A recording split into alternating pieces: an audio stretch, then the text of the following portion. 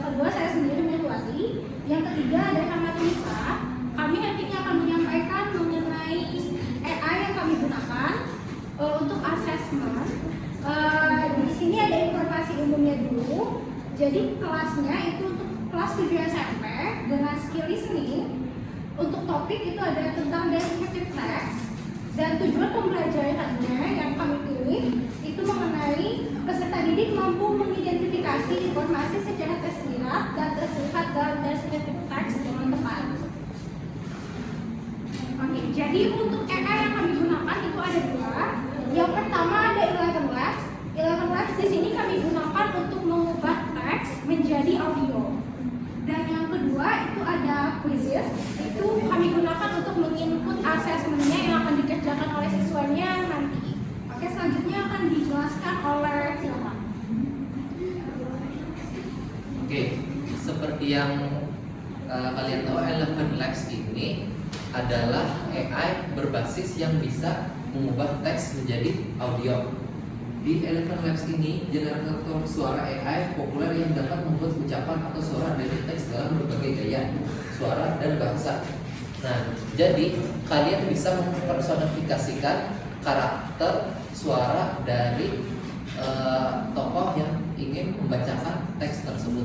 Misalnya saja salah satu tokohnya itu perempuan berusia berapa tahun atau tidak, laki-laki berusia berapa tahun, itu pun bisa kalian masukkan bahasa apa yang ingin dibacakannya. Nah, terus lagi pengaplikasian Eleven Labs ini sangat mudah, bisa di mana saja, salah satunya melalui website Eleven Labs. Kalian tinggal login dan yang belum daftar bisa mendaftar. Jadi kalau yang daftar gampang aja, tinggal memakai email. Terus pilih menu text to speech untuk mengubah teks menjadi suara. Pengguna bisa memilih jenis suara yang digunakan, tentukan pengaturan tambahan seperti emosi, bahasa, emosional, nada, dan sebagainya lah.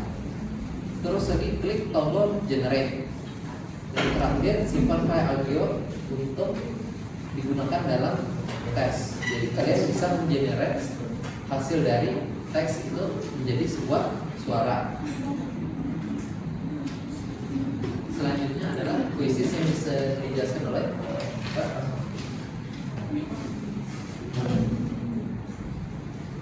Oke, selanjutnya ada aplikasi quizzes. Siapa yang sudah tahu dengan aplikasi quizzes? Nah, jadi seperti yang sudah kalian ketahui, aplikasi quizzes ini menyajikan pembelajaran yang kolaboratif dan menyenangkan untuk peserta didik biasanya di kelas. Jadi kegiatan belajar mengajar itu bisa kita lakukan dengan quizzes ini untuk memfasilitasi bisa pretest, penguatan materi, latihan soal, post-test, remedial, dan lain-lain. Lalu untuk pengaplikasian quizzes untuk listening, jadi sebelumnya karena sudah mengenerate audio dari Eleven Labs, jadi kemudian audio tersebut nanti akan kami masukkan. Jadi sebelumnya untuk membuat quiz atau assessment di quizzes, jadi silahkan dulu login ke quizzes. Lalu pada dashboard utama klik tombol create, pilih quiz, kemudian klik add question dan pilih multiple choice. Kenapa kami pilih multiple choice? Karena kami membuat assessment multiple choice. Kemudian kalian juga bisa membuat atau memilih soal dalam bentuk yang lainnya. Lalu untuk menambahkan audio, klik tombol media upload. Jadi ada ikon berbentuk gambar mikrofon atau musik. Jadi kemudian unggah file audio yang sudah kita siapkan dari Eleven Labs tadi dan tulis pertanyaan dan pilihan jawabannya. Kemudian setelah selesai klik save untuk menyimpan pertanyaan yang sudah kita buat. Kemudian di sini akan kami tampilkan kuis yang sudah kami siapkan. Jadi di sini ada kuis yang sudah kami masukkan. Di sini contohnya. Jadi setelah dimasukkan, ini yang sudah jadi ada simbol audionya dan ada pertanyaannya. Bisa? The zoo. The zoo near my house is a great place to visit with family or friends. As soon as you enter, you can hear the sounds of animals from all directions. There are large enclosures for animals like lions and tigers where they roam and rest under the trees. Oke, itu adalah sampelnya dari audio yang tadi sebelumnya di generate dari Eleven Labs, lalu kami masukkan lagi ke Quizzes untuk assessment listening kelas 7 SMP. Jadi kenapa di sini kami tuliskan pertanyaannya, karena mungkin nanti SMP itu masih kurang atau kurang menguasai untuk listening. Jadi untuk menyesuaikan dengan kemampuan mereka, pertanyaannya kami juga tuliskan di Quizzes. Jadi tidak seperti TOEFL yang sama seperti TOEFL di mana listeningnya, audionya ada dan pertanyaannya dituliskan secara tersurat. Terus untuk selanjutnya dan untuk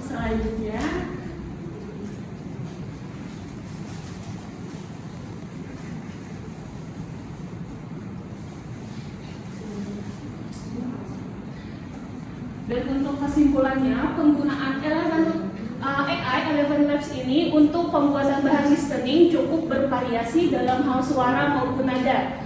Namun untuk membuat transkrip pembicaraan masih belum mumpuni. Artinya kalau ada dialog antara dua orang itu masih belum bisa menggunakan suara yang berbeda. Misalnya ada dialog laki-laki dan perempuan. Nah, tidak bisa dalam satu kali generate itu suaranya berbeda, menyesuaikan laki-laki dan perempuannya. Sedangkan Quizzes sebagai platform untuk melaksanakan tes yang menarik dan memiliki cukup banyak fitur pilihan yang dapat dimasukkan untuk menunjang pembuatan soal yang sesuai. Oke.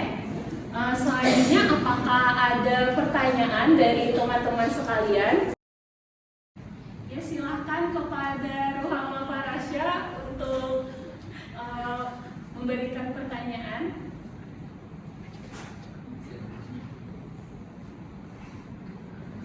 Iya, jadi saya ingin bertanya terkait kelemahan dari penggunaan Eleven Labs tadi sama Quizzes bagi listening untuk siswa kelas 7. Apakah ada kekurangan tertentu atau kelemahan tertentu yang mungkin bisa memberikan siswa kelas 7 dalam melakukan assessment listening? Itu saja. Dan by the way, kami dari kelompok 5. Terima kasih kepada Ruhama Parasya atas pertanyaannya.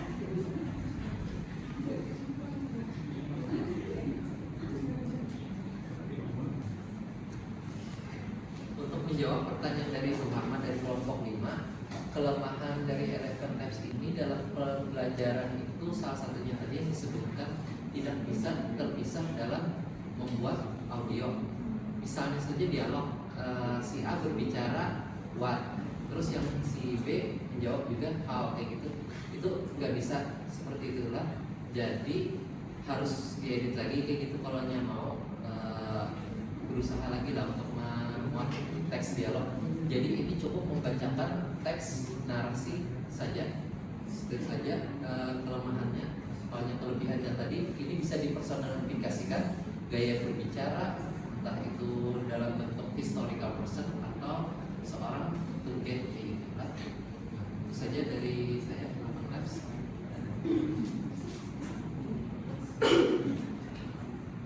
Ada yang ditanyakan lagi? Ingin menambahkan jawaban dari pertanyaan Ruhama, untuk quizzes itu memang lebih gampang untuk memberikan assessmentnya itu dengan jawaban pasti. Misalnya true or false, atau misalnya survey, atau misalnya multiple choice, itu lebih gampang. Kalau misalnya isian, kadang-kadang lebih beresiko. Jadi kadang-kadang itu kalau yang pernah terjadi sebelumnya, huruf besar huruf kecil itu juga jadi masalah untuk isian. Atau misalnya runtutan jawaban posisinya tertukar sedikit, itu bisa jadi salah. Jadi harus ada, biasanya kalau untuk quiznya lebih baik untuk jawaban pasti. Itu saja. Terima kasih. Apa sudah menjawab pertanyaannya? Ya, thank you.